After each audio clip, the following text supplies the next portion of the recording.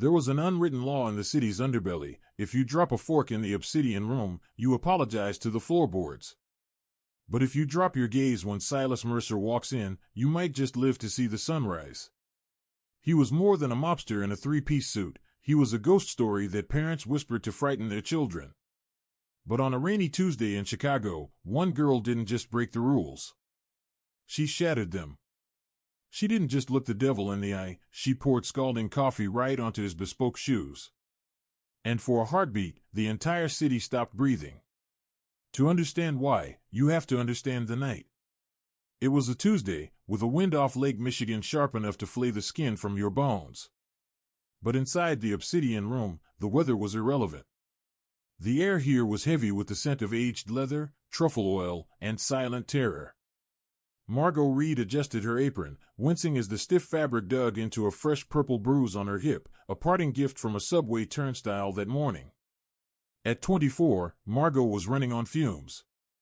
She had exactly $42 to her name, tired eyes, and a spirit worn thin by poverty. She wasn't even supposed to be on the floor tonight. She was a back waiter, usually hidden away polishing wine glasses. But when the lead server, Sarah, called in with a sudden flu 10 minutes before service, Margot was shoved into the spotlight. Henri, the floor manager, was a small man who seemed to vibrate with anxiety. He gripped Margot's arm with frantic strength. "Margot, listen to me," he hissed, his eyes darting around. "Table 9 is reserved. If he comes, you do not speak. You pour. You take the order. You vanish. Do you understand?" "Who is he?" Margot asked, her attention drifting to a demanding customer waving an empty wine glass. "The Pope. Silas Mercer." Henri whispered the name like a curse that might summon a demon. Even in her exhausted haze, Margot froze. The Mercer family owned half the shipping yards and 3/4 of the politicians. Silas was the eldest son. The business pages called him a venture capitalist. The streets called him the Undertaker. "Got it," Margot said, pulling her arm free. "Don't poke the bear." At 8:15 p.m., the atmosphere in the restaurant didn't just change, it evaporated. It wasn't a sound, it was a vacuum. Conversations died instantly. The heavy oak doors swung open, and 3 men entered. 2 were standard muscle, thick necks, cheap suits, eyes scanning for threats. But the man in the middle was a different species entirely. Silas Mercer was tall, wearing a charcoal suit that likely cost more than Margot's entire college education. With dark hair swept back and eyes the color of a frozen river, he didn't walk, he glided. He took his seat at table 9 while his men posted up by the bar. Henri shoved Margot forward. "Go. Water. Now. Pour and own it." Margot took a breath that rattled in her chest, grabbed the crystal pitcher, and walked the longest 20 feet of her life. She could feel the eyes of every patron burning into her back. She reached the table, but Silas was engrossed in his phone, typing a message, completely ignoring her existence. "Good evening," Margot said, her voice surprisingly steady. Still or sparkling.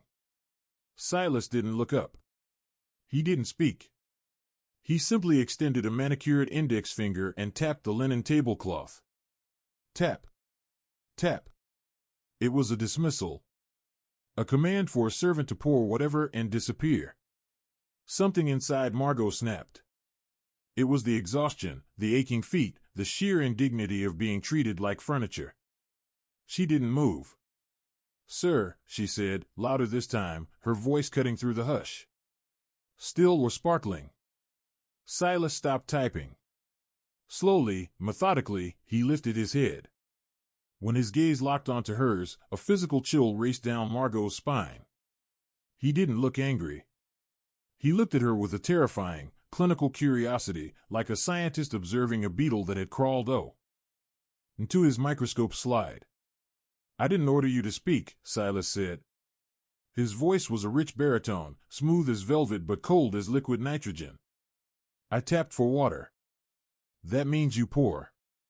"I'm not a mind reader," Margot shot back, the words escaping before her survival instinct could catch them. and I don't respond to tapping. I'm a waitress, not a golden retriever. The silence in the restaurant was absolute. By the kitchen doors, Henri looked like he was about to suffer a stroke. Silas stared at her for 5 agonizing seconds. "What is your name?" he asked softly. "Margot." "Well, Margot," Silas leaned back, a cruel, faint smirk touching his lips. "You seem to be under the impression that your dignity matters here. It doesn't. You are here to serve. Now, pour the water." He gestured to the glass with a flick of his wrist, arrogant, dismissive, final. Margot's hand shook. Not with fear, but with a blinding, white-hot rage. She had spent 2 years nursing a sick mother, working double shifts, eating instant noodles just to pay for medication. She had swallowed her pride 1,000 times. But tonight, the tank was empty. She tipped the pitcher. She aimed for the glass. She missed. Ice-cold water cascaded over the rim, splashing directly onto the cuff of Silas's Italian suit and soaking into his leather shoes. The room gasped as one. A bodyguard at the bar stepped forward, hand reaching inside his jacket for a weapon. Margot froze, the realization crashing down on her. "Oh God, I just signed my death warrant." Silas looked down at his ruined shoe. Then, slowly, he looked back up at her. His expression was unreadable. I tripped," Margot lied, her voice trembling. Silas stood up. He towered over her, casting a long shadow. He reached into his jacket pocket. Margot flinched, expecting a gun. Instead, he produced a crisp, white silk handkerchief. He began to dab his cuff, never breaking eye contact with her. "Leave the bottle," Silas said calmly. "Sir?" "I said, Lou. Ave the bottle." Margot set the pitcher down with a clatter and bolted. Henri was waiting at the kitchen door, his face a mask of purple terror. "Get out," he squeaked. "Go out the back. Don't clock out.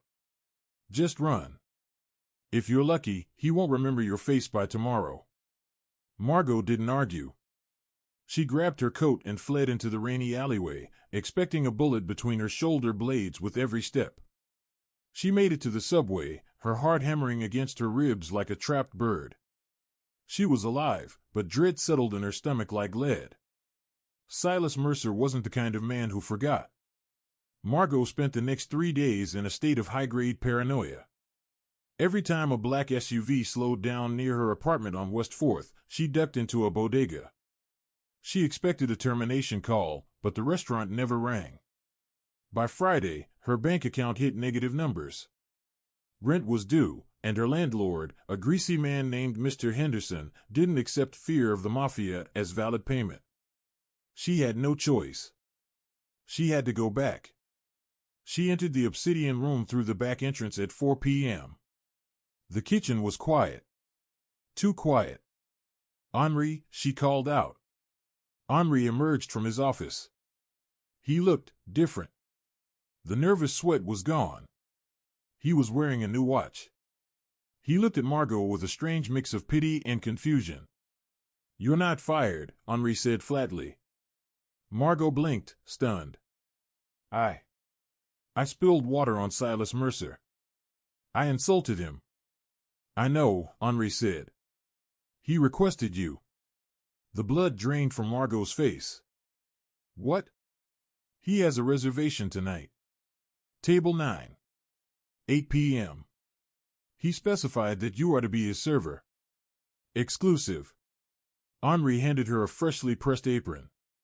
"Margot, whatever you do tonight, just give him what he wants. I don't want blood on my floor." Margot wanted to run.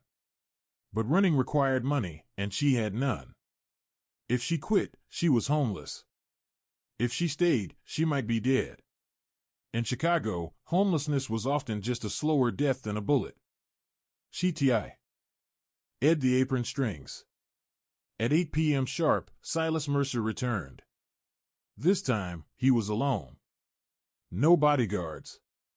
He wore a navy suit sharp enough to cut glass. He sat at table 9 and placed a black leather notebook on the surface. Margot approached. Her hands were trembling so badly she had to clasp them behind her back. "Good evening, Mr. Mercer," she forced the words out. Silas looked up. A ghost of a smile touched his lips, not a nice smile, but the smile of a cat that had finally cornered the mouse. "Margot," he acknowledged. "No water tonight." "Whiskey." "Macallan 25. "Neat." "Yes, sir." She fetched the drink.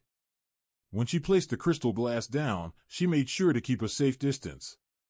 "Sit," Silas said. Margot froze. I can't sit with customers, sir. It's against policy." "I own the building," Silas said calmly. "I bought it this morning. So the policy is whatever I say it is." "Sit." Margot glanced at the kitchen. Henri gave a tiny, terrified nod. Margot pulled out the chair opposite the most dangerous man in Chicago and sat down. "Why am I here?" she asked, her voice tight. "Are you going to kill me for the shoes?" "Because I can't pay for them." Silas took a slow sip of his whiskey. "If I wanted to kill you, Margot, you would never have made it to the subway on Tuesday." "I'm curious about the fear," he said. "Everyone in this city fears me. The mayor fears me. My own father fears me. But you were shaking, yes. But you stood there and corrected me. Why?" Margot looked at him, really looked at him. Up close, the monster looked human. Maybe 32. There were fine lines of exhaustion around his eyes. "Because I was tired," Margot said honestly. "And I have a brother who depends on me. I don't have the luxury of cowering just because you have a reputation. Being scared doesn't pay the rent." Silas steadied her face. "A brother? Where is he?" "That's none of your business," she snapped. The tension spiked, sharp and sudden. But then, Silas laughed. It was a dry, sh-word sound. "You have a sharp tongue. It's dangerous." He reached into his pocket and slid a black credit card across the table. It had no numbers, just his signature in silver ink. "I need a dinner companion," Silas said. "Eating alone is tedious. You will sit here, you will eat dinner with me, and you will talk to me like a normal human being. If you do that, you can use this card to pay your rent and your brother's expenses." Margot stared at the card. It was a lifeline. It was also a trap. "And if I refuse?" "Then you go back to pouring water, and I go back to destroying the lives of people who annoy me," Silas said lightly. "The choice is yours." Margot hesitated. She thought of the pile of medical bills on her counter. She thought of her brother, Toby, sitting in a group home, waiting for her to afford the lawyer to get custody back. She reached out and took the card. "I'm ordering the lobster," she said. Silas's eyes glinted. "Good choice." For the next hour, they ate. It was the most surreal 60 minutes of Margot's life. Silas asked about books. He asked about the city. He didn't touch her. He didn't make a pass. He just listened, watching her with that intense, predatory focus. But as dessert arrived, the fragile peace shattered. The front doors burst open. A man marched in. He wasn't a customer. He wore a heavy leather jacket and a jagged scar ran down his cheek. He made a beeline for table 9. "Mercer," the man shouted. Silas didn't flinch, but his hand moved instantly to the steak knife on the table. He didn't lift it, he just rested his fingers on the handle, ready. "Lev," Silas said, his voice dropping to that terrifyingly calm tone. "You're interrupting my date." "Date?" the man, Lev, sneered. He looked at Margot with disgust. "You're scraping the bottom of the barrel, Silas." "Using the help?" "Go home, Lev," Silas warned. "Before you do something you can't undo." "I have a message from the Moretti family," Lev spat. He reached into his jacket. It peened in a blur. Silas didn't wait to see if it was a message or a weapon. With one hand, he flipped the heavy oak table sideways, sending plates, lobster shells, and crystal crashing to the floor. In the same fluid motion, he grabbed Margot by the waist and threw her behind the cover of the overturned table. Bang! A gunshot shattered the mirror behind the bar. Margot screamed, covering her head, pressed tight against Silas's chest. She could smell the sharp tang of gunpowder mixed with his expensive cologne. "Stay down," Silas commanded. He wasn't looking at her. He was looking over the edge of the table, a sleek silver pistol now in his hand. "I told you," Silas whispered, "dinner is never boring." The night was supposed to be about candlelight and lobster, but it instantly turned into a study in tinnitus. The ringing in Margot's ears was absolute, drowning out her own scream as she yelled, "I thought this was a dinner date." Silas didn't even look at her. He was too busy double-tapping the trigger. Bang, bang. A body hit the floor with a wet thud. Only then did he turn, eyes blown wide with the specific, terrifying high of pure adrenaline. "It is a date," he shouted back. "But in my world, Margot, dessert comes with complications." He looked down at her, and for the first time, she saw the man beneath the suit, wild, dangerous, and completely in his element. "Welcome to the family business." The sonic boom of the gunfire hadn't even faded before reality shifted. One moment, Margot was holding a fork. The next, she was inhaling the ancient dust of floorboards, flattened against the hardwood by the heavy weight of a man she realized she didn't know at all. "Move!" Silas growled. It wasn't a suggestion. He didn't wait for her brain to catch up to her legs. His grip was like a steel vise around her bicep, hauling her upright with bruising force. The restaurant had dissolved into bedlam. Patrons were scrambling like crabs under the mahogany tables, glass shattering everywhere. Lev, the gunman who started this, was writhing on the floor clutching a ruined shoulder, but the threat wasn't over. The front entrance swung wide, and two more figures stepped in, faceless behind ski masks. "Kitchen!"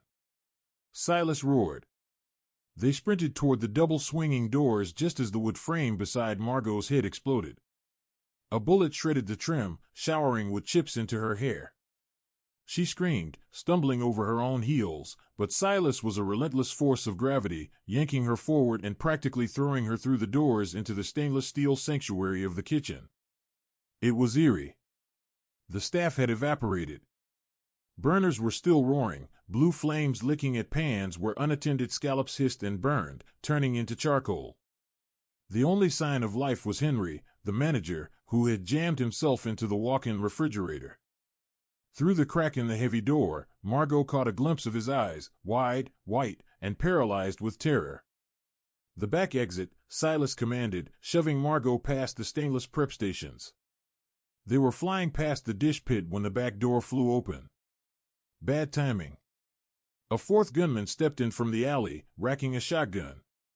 Margot froze. Her lungs seized. There was literally nowhere to go. But Silas didn't have a pause button. He didn't even slow down. As he ran past a burner, he grabbed the handle of a heavy cast-iron skillet, smoking hot and slick with grease. In one fluid, violent motion, he spun and hurled it like a discus. The iron struck the gunman's face with a sickening, wet crunch. The man folded instantly, the shotgun clattering across the greasy tile floor. "Jesus Christ!" Margot shrieked, the reality of the violence hitting her all at once. "Don't look," Silas said. He stepped over the groaning man without a shred of hesitation, kicked the shotgun under a prep table, and shoved the heavy steel security door open. They burst into the alleyway, and the atmosphere changed instantly. The rain was coming down in sheets, a torrential Chicago downpour that turned the alley into a rushing river of trash, oil, and grime. Parked illegally next to a dumpsters was a sleek, black Audi R8, a predator hiding among the garbage. Silas fumbled for his keys, but he was struggling. His hand was slick, coated in something dark and viscous. It wasn't the gunman's blood. "You're hit," Margot gasped. The dark stain on the sleeve of his navy suit was spreading fast, diluting in the rain. Grazed, Silas grunted, dismissing the pain as he unlocked the doors. Get in. Margot planted her feet. I can't. I can't go with you. This is kidnapping. Silas didn't have time to argue. He opened the passenger door and physically shoved her into the leather seat. This is survival, Margot. Those men aren't here to write a parking ticket. They saw your face. You are a witness. If you stay on this sidewalk, you are dead within 10 minutes. Get in the car. The logic was cold, binary, and impossible to argue with. Margot scrambled back into the bucket seat. Silas vaulted into the driver's side, punched the ignition, and slammed the car into reverse just as the kitchen door burst open again. Sparks flew off the pavement as bullets chewed up the asphalt where they had been standing a second ago. Silas wrenched the wheel, swinging the nose of the car around with a screech of tires that harmonized perfectly with the crack of thunder. He floored it. The Audi roared, fishtailing wildly on the slick wet pavement before the tires bit down, launching them like a missile down the narrow alley. They burst out onto the main street, missing a yellow taxi by inches. Who are they?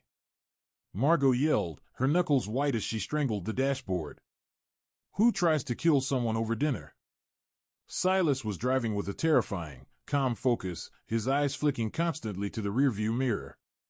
The Moretti family, he said. His voice was shockingly steady for someone doing 80 in a 30 zone. Behind them, a heavy SUV was tearing through traffic, its high beams blinding them in the mirrors. Old rivals. They think I broke a truce. Did you? I don't break truces, Margot. I end them. But I didn't start this. He took a sharp left, the G-force slamming Margot against the door panel. The pursuing SUV followed, clipping a parked sedan and sending sparks flying. Hang on, Silas warned. I am hanging on. No, he said, hand hovering over the center console. I mean, really hang on. Silas killed the headlights. What are you doing? You'll kill us. Disappearing, he whispered. He yanked the handbrake. The world spun. The car rotated a full 180 degrees in the middle of the rain-slicked street, suddenly facing the oncoming SUV. For a heart-stopping second, Margot thought he was going to play chicken. But as the car slid backward, continuing its momentum, Silas gunned the engine in reverse, whipping the nose around and diving down a hidden service ramp. It was the entrance to Lower Wacker Drive, the labyrinth of underground streets beneath Chicago. Without lights, they were practically invisible against the dark concrete walls. Above them, the SUV roared past the ramp, missing the turn entirely. Down in the underworld, Silas navigated the concrete pillars by memory alone, the engine purring like a stalking panther in the dark. He didn't turn the lights back on until they were 3 miles deep into the tunnel system. Only then did he exhale, a long, shuddering breath that rattled in his chest. Margot looked over. In the dashboard glow, his face was pale, sweat beading on his forehead. The blood from his arm was dripping steadily onto the gear shift. You're bleeding a lot, she said, her voice small. I've had worse, Silas muttered, though his grit was clearly fading. Check the glove box. Burner phone. I need to make a call. Margot popped the compartment. Inside sat a cheap flip phone and a loaded Glock 19. She stared at the gun for a second, swallowed hard, and gingerly picked up the plastic phone. Who do I call? Nobody, Silas said, glancing at the black screen she held up. Battery's gone. Dead. He slammed his good hand against the steering wheel, wincing as the movement pulled at his wound. Damn it. My main phone is back at the restaurant. We're cut off. So, we go to the police? We're dark, Silas corrected. We can't go to my Pendau. S.E., they'll have it watched. We can't go to the family estate. My father will ask questions I don't want to answer yet. So where are we going? Margot asked, dread pooling in her stomach like lead. Silas looked at her. The adrenaline was crashing now, leaving his blue eyes looking tired and strangely, surprisingly human. I have a safe house. Nobody knows about it. Not even my crew. He shifted gears, and the car accelerated smoothly toward a tunnel exit. You wanted to know about my world, Margot? You're about to see the only part of it that's actually mine. The safe house wasn't a house at all. It was a converted loft on the top floor of a defunct textile factory in the industrial district, miles away from the neon glitz of the downtown loop. The elevator was dead, which meant climbing 6 flights of stairs. By the time they reached the heavy steel fire door, Silas was leaning heavily on the railing, his face gray. His suit jacket was soaked through, heavy with rain and blood. He punched a code into a keypad with trembling fingers. The lock clicked, and the door swung open. Margot stepped inside, expecting a mobster cliché, black leather, chrome, maybe a stripper pole. Instead, the space was vast, open, and strangely warm. The walls were exposed brick, lined floor to ceiling with overflowing bookshelves. A grand piano sat in the corner under a dust sheet, near a simple, worn velvet sofa. It looked like the home of an eccentric literature professor, not a crime lord. Silas stumbled toward the kitchen island and collapsed onto a stool, breathing hard. First aid kit, he rasped, pointing a shaking finger to a cabinet above the sink. And whiskey. Any bottle. Margot moved on autopilot. She tore open the cabinet and found a military-grade trauma pack and a bottle of bourbon. She slammed them onto the counter. I need you to help me, Silas said. He was trying to peel his jacket off, but the fabric was fused to the wound by dried blood. I'm a waitress, Silas, not a doctor. I don't need a doctor. I need hands. He looked up at her, his eyes burning with intensity. Please. It was the please that did it. It sounded so foreign coming from his mouth. Margot stepped forward. This is going to hurt. Just do it. She used the shears from the kit to cut away the expensive fabric of his shirt. The wound was ugly, a deep furrow across his left deltoid where the bullet had torn through the muscle. It was bleeding sluggishly, but it didn't look like it had hit an artery. Margot uncorked the bourbon and poured it directly over the raw flesh. Silas hissed, his head falling back, the cords of his neck straining against the skin. He didn't scream, but his hand gripped the edge of the granite counter so hard she heard the stone creak under the pressure. You have to stitch it, Silas said through gritted teeth. He nodded toward the needle and thread in the kit. Margot's hands were shaking violently. I can't sew a person. It's just like mending a hem, he gasped. Just skin. Do it, Margot, or I bleed out on this nice floor. Taking a deep, stabilizing breath, Margot threaded the curved needle. She sanitized it with the whiskey. I'm sorry, she whispered. Talk to me, Silas said, squeezing his eyes shut. Distract me. Margot pierced the skin. Silas flinched, his body going rigid, but he didn't pull away. What do you want me to talk about? She asked, her voice trembling as she pulled the thread tight. Your brother, Silas gritted out. You said he depends on you. Why? Margot focused on the rhythm of the work to keep from passing out. Pierce. Pull. Not. His name is Toby, she said softly. He's 19. But he has the mind of a 10-year-old. Developmental delay. She paused to wipe a tear from her cheek with her shoulder. He got into trouble last year. Some local kids convinced him to hold a backpack for them while they robbed a convenience store. The cops found him holding the bag. They charged him as an accomplice. Silas let out a slow, pained breath. And the system ate him alive. He's in a state holding facility, Margot confirmed. It's a hellhole. I need 20 grand for a specialist lawyer to prove his capacity status and get him transferred to a care home. But I make minimum wage plus tips. So, he waits. She tied the final knot and snipped the thread. Done. Silas opened his eyes. He looked at his shoulder, then at her. There was a flicker of genuine respect in his gaze. You have steady hands for someone who was shaking an hour ago. He grabbed the bourbon bottle and took a long, heavy swig. The color began to return to his face. He stood up, testing the arm. He winced, but the stitches held. He walked over to the massive industrial window, looking out over the rainy, gray skyline. I can get him out, Silas said quietly. Margot was washing the blood off her hands in the sink. She froze. Don't joke about that. I never joke about business. Silas turned to face her, the vulnerability gone, replaced by the strategist. I can make one phone call. The charges will be dropped. The record expunged. I can have him in the best private care facility in Illinois by Monday morning. Paid in full for the next 10 years. Margot turned slowly. The water was still running, spiraling down the drain. She twisted the tap off. The silence in the loft was heavy, suffocating. What's the catch? She asked. Because there is always a catch with men like you. The Moretti family, Silas began, pacing the room slowly. The ones who shot at us? They're old school. Traditional. They believe my family has become unstable, too violent under my leadership. They want a truce, but they don't trust me. They think I'm a loose cannon. He stopped directly in front of her.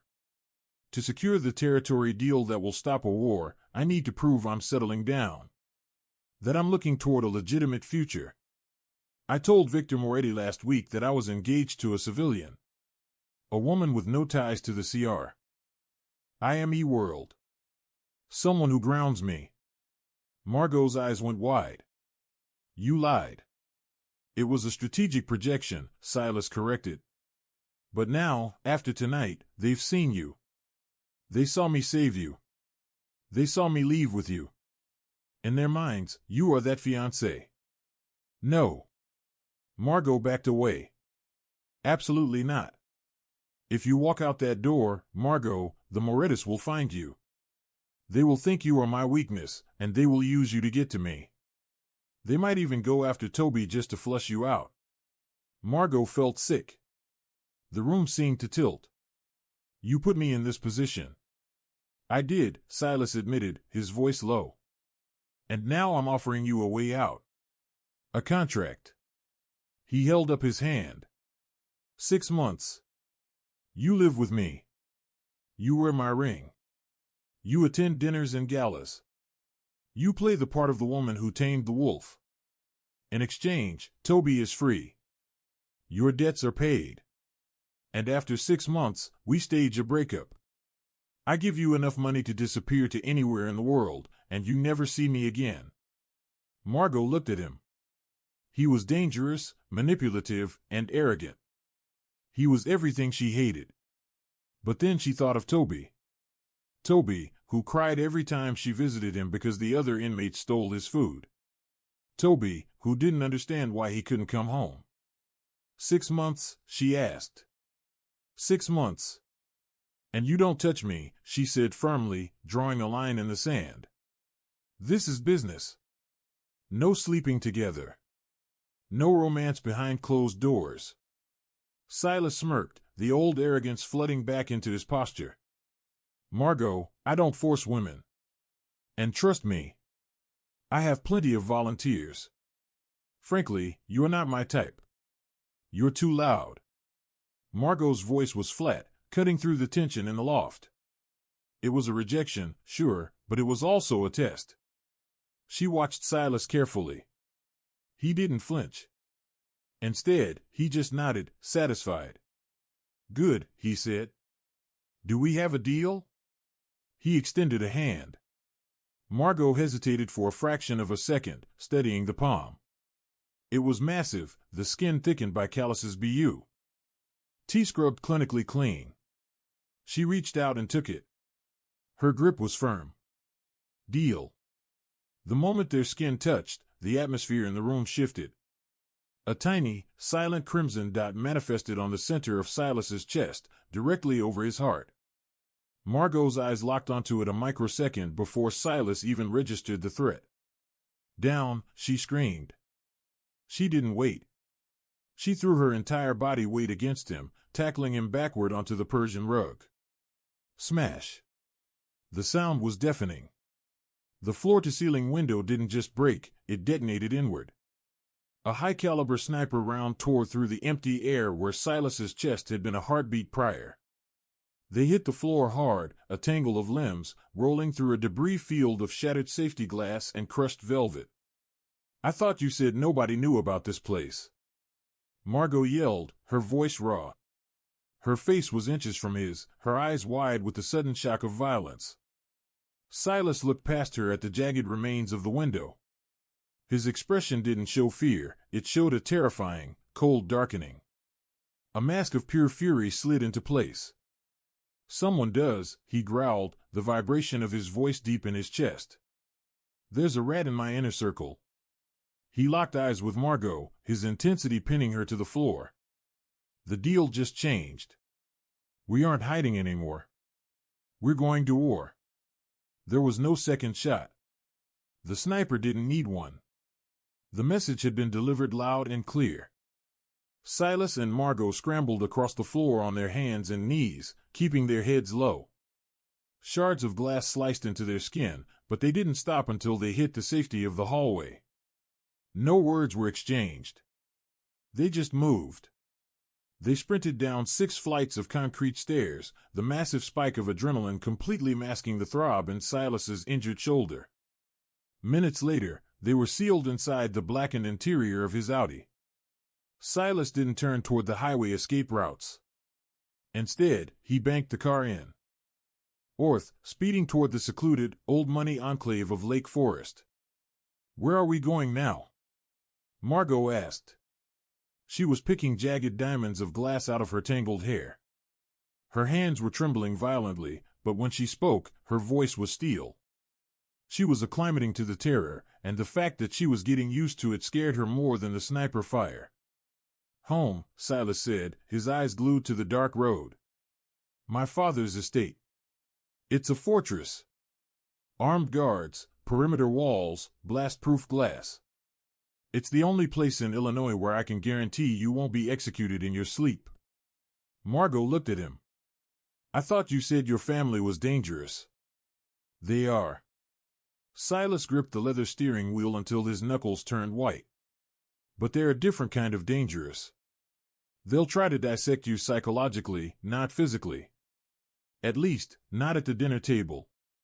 He glanced sideways at her, his expression grim. "Listen to me, Margot. We are walking into a pit of vipers. My father, Elias, is the head of the family. He respects strength and he despises weakness. My brother, Roman, do not trust Roman. He smiles too much. If they smell fear on you, they will eat you alive." He took a breath. "You are my fiancée. You love me. You are not a waitress. You are, let's say, an art restoration expert. It explains why you're so observant, and it explains why your hands are rough." "Art restoration," Margot repeated, testing the weight of the lie on her tongue. "Okay. I can lie. I've told customers the duck confit is fresh for 3 years running." They reached the Mercer estate an hour later. It was less of a house and more of a monument to Gothic excess, a sprawling stone mansion that looked like the set of a horror movie, complete with imposing iron gates and gargoyles staring down from the eaves. As the Audi crunched up the long gravel driveway, figures emerged from the landscaping shadows. Men with assault rifles saw Silas, recognized the car, and Dee gave a curt nod.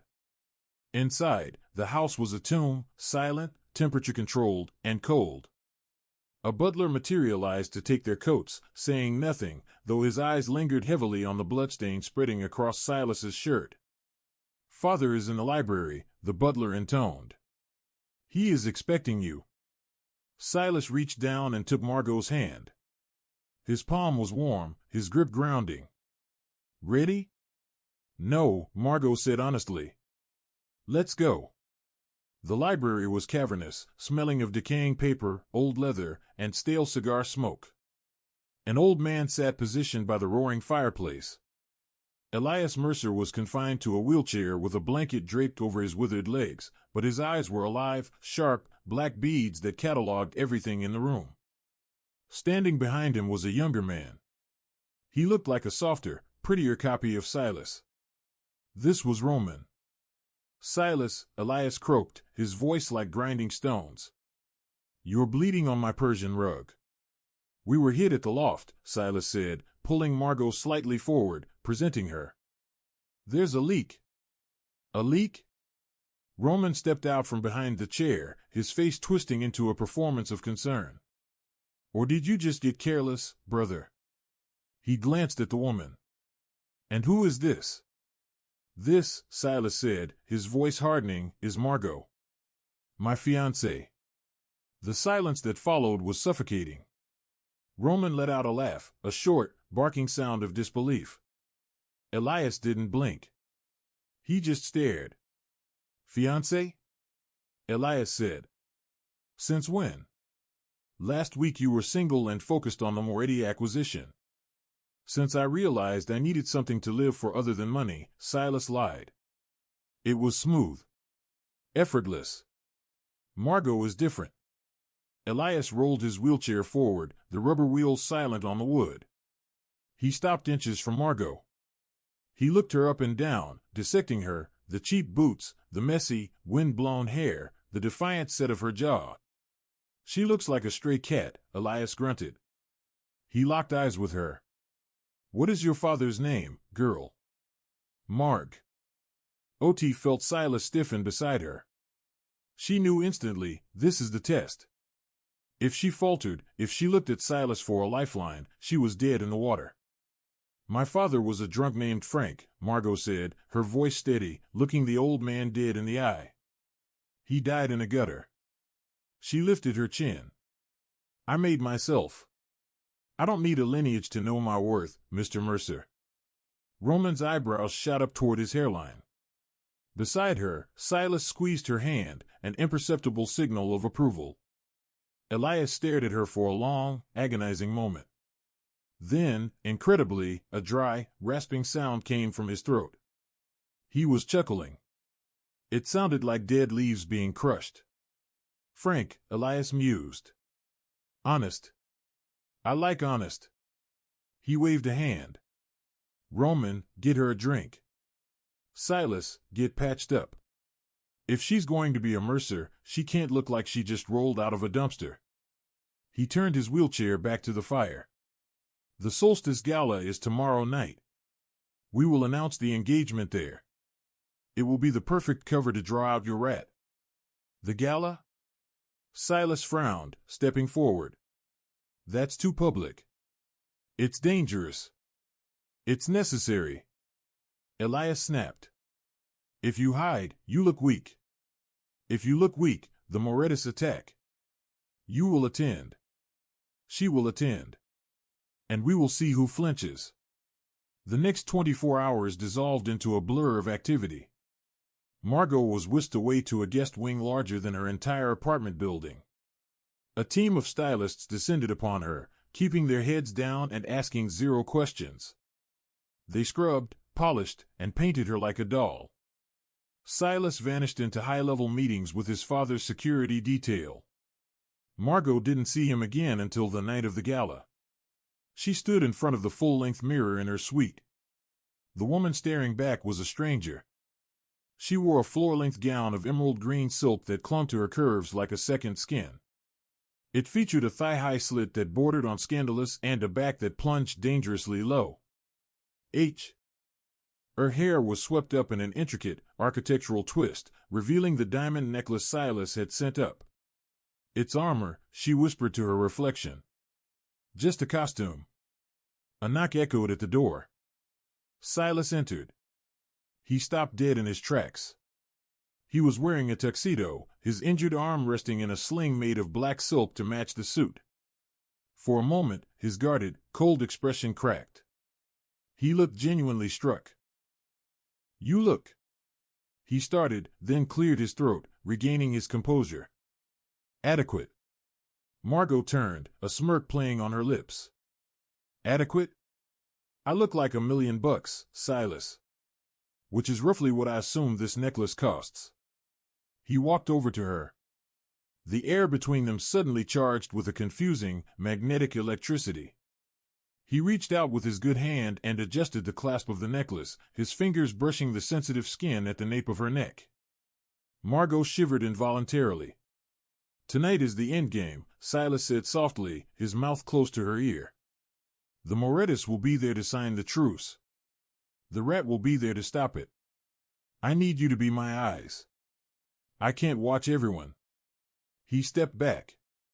You've spent years watching people from the shadows of a dining room. Use that. What am I looking for? Anything that doesn't fit, Silas said. A glance, a hesitation, a text message sent at the wrong time. He pulled a small silver object from his pocket. It looked like a compact mirror. Open it. She did. Inside, instead of pressed powder, there was a razor-thin ceramic blade. If anyone tries to take you out of the ballroom, Silas said, his eyes deadly serious, you use this. You aim for the neck. Do you understand? Margot snapped the compact shut. Her hand was steady. I understand. The Solstice Gala was held in the grand ballroom of the Palmer House Hotel. It was a display of obscene wealth. Crystal chandeliers the size of compact cars hung from a gold-leafed ceiling. The room was packed with politicians, judges, celebrities, and criminals, and it was impossible to tell which was which. Margot walked in on Silas's good arm. The blinding flashbulbs of the paparazzi erupted like strobe lights, but Silas guided her through the Shark Tank with practiced ease. Don't smile too much, he whispered. Boredom is the ultimate sign of power. They moved through the crowd. Silas introduced her to senators and CEOs. Margot played her role perfectly. She W. As charming but distant, laughing at the right cues, touching Silas's arm possessively. She could feel the eyes of every woman in the room burning holes into her green dress. There they are, Silas murmured. Across the room, near the bar, stood a group of men who looked like they were carved out of granite. The Morettis. Victor Moretti, the patriarch, was a massive man with a neatly trimmed white beard. Beside him was his son, the one who had sent the gunman to the restaurant. Time for the show, Silas said. They approached. The air around them grew heavy. The ambient music seemed to fade into the background. Silas, Victor Moretti rumbled. And the famous fiancé. Victor. Silas nodded curtly. This is Margot. Victor took Margot's hand and kissed it. His lips were cold, his manner charmed but predatory. You have unique taste, Silas. She seems very alive. I like things that fight back, Silas said dryly. We are ready to sign, Victor said, his eyes flicking toward the private room adjacent to the ballroom. The treaty. Midnight. No weapons, just us. I'll be there, Silas said. As the Morettis walked away, Margot felt a tug in her gut, her intuition flaring up. It was that waitress instinct, the feeling that a table was about to dine and dash, or that a couple was seconds away from a breakup. Something was wrong. Silas, she whispered. Did you see the waiter? Which one? The one with the champagne tray near the Morettis. He wasn't looking at the glasses. He was looking at your brother. Silas stiffened. He scanned the room. Roman was standing by the orchestra, laughing with a stunning blonde woman. He looked completely at ease, relaxed. Roman is useless, Silas muttered. But he's not suicidal. He wouldn't bet against the family. Maybe he's not betting against the family, Margot said, her mind racing, connecting the dots. Maybe he's betting against you. The orchestra began to play a waltz. Dance with me, Silas said abruptly. We need to blee. ND and while I check the security feed on my phone. He swept her onto the dance floor. Despite his injured shoulder, he led her with strength and grace. They spun amongst the other couples. Margot felt the heat of his hand on her waist. For a fleeting second, she forgot about the guns, the rats, and the danger. She was just a girl in a green dress dancing with a man who looked at her like she was the only star in the sky. "You're good at this," she murmured. "I had lessons," Silas said, his eyes scanning the perimeter over her shoulder. "Focus, Margot. Tell me what you see." Margot looked past him. She watched the room spin. Then, she saw him. The waiter again. He was moving with purpose toward the private room where the treaty was to be signed. He reached into his pocket and pulled out a small, gray object. "The waiter," Margot hissed. "He's putting something on the door handle of the private room." Silas spun her around so he could see. "Jammer or poison?" "It looks like dust," Margot squinted.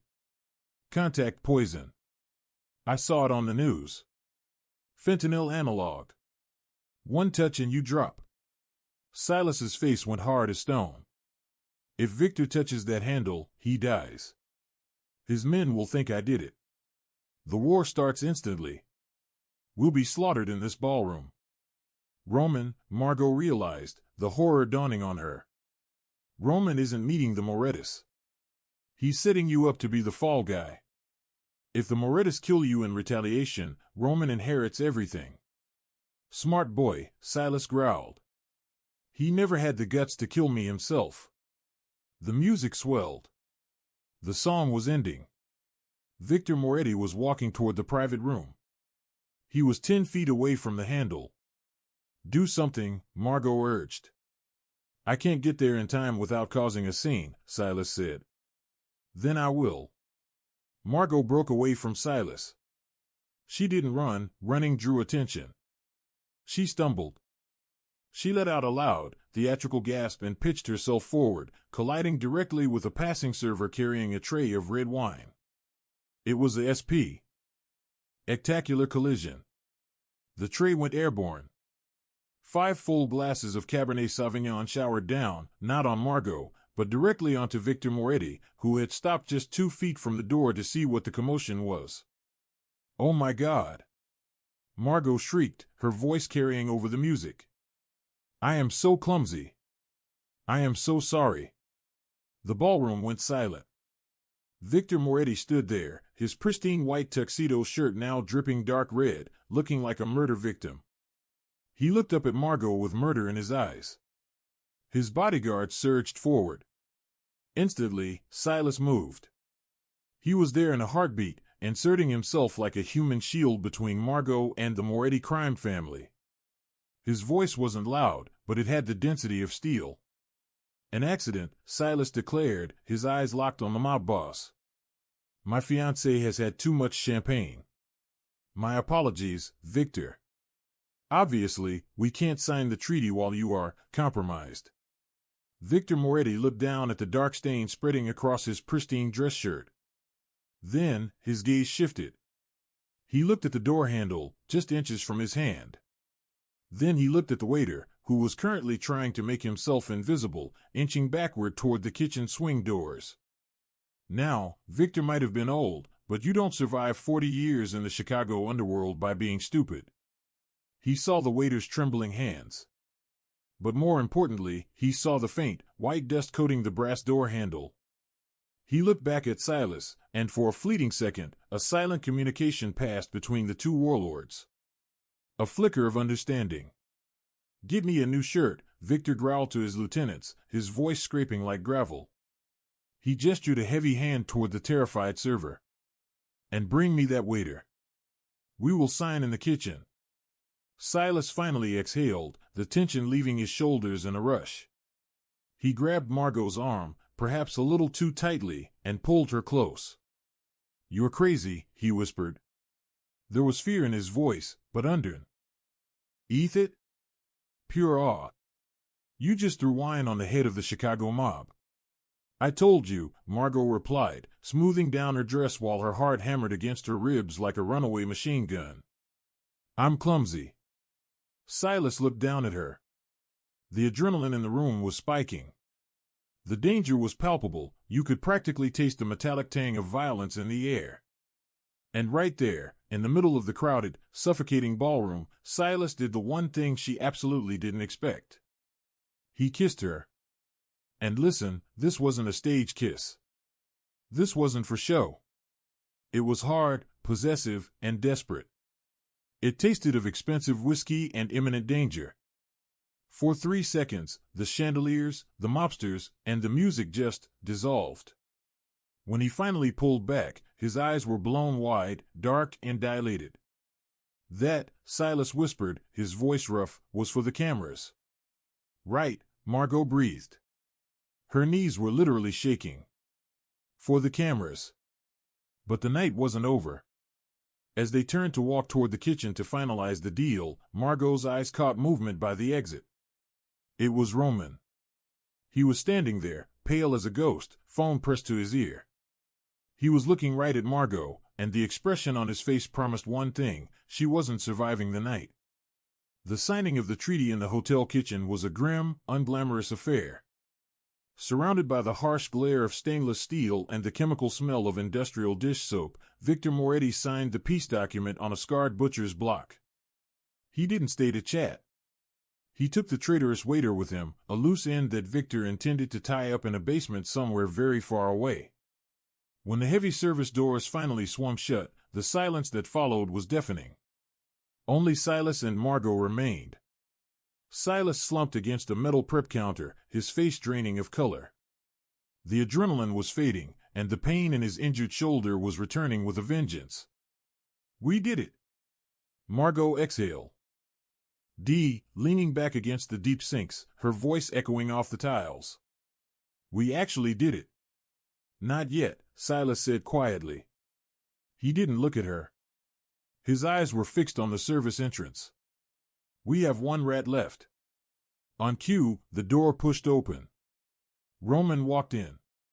He looked immaculate, smoothing his tuxedo jacket, smiling as if he hadn't just tried to orchestrate his own brother's murder. "Silas." Roman beamed, spreading his arms wide like a welcoming host. "I heard about the excitement.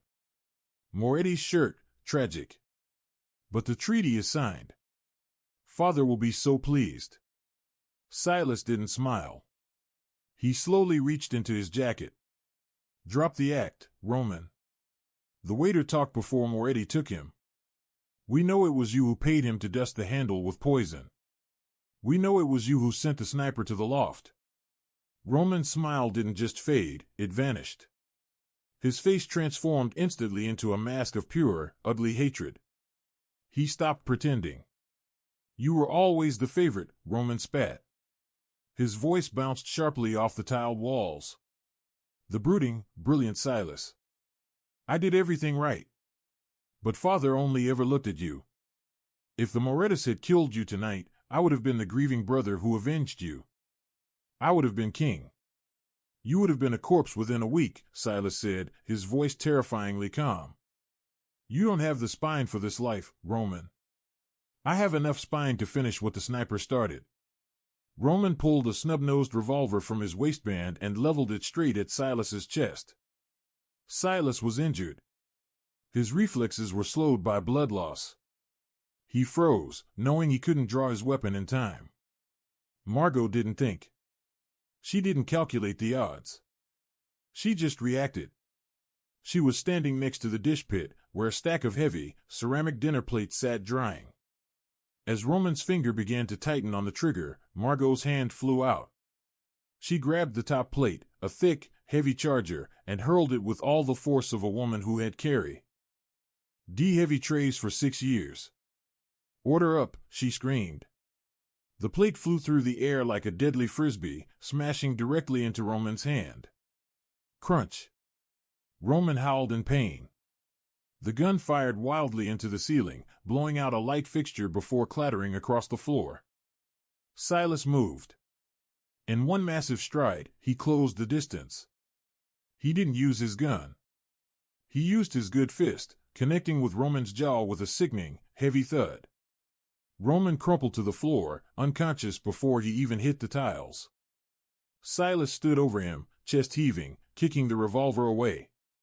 Then, he turned to Margot. He looked at her with a mixture of shock and absolute reverence. You. Silas breathed, wincing as he clutched his shoulder. You threw a plate at him. I told you, Margot said, her voice shaking as the reality of the violence washed over her. I'm a waitress. We have good aim.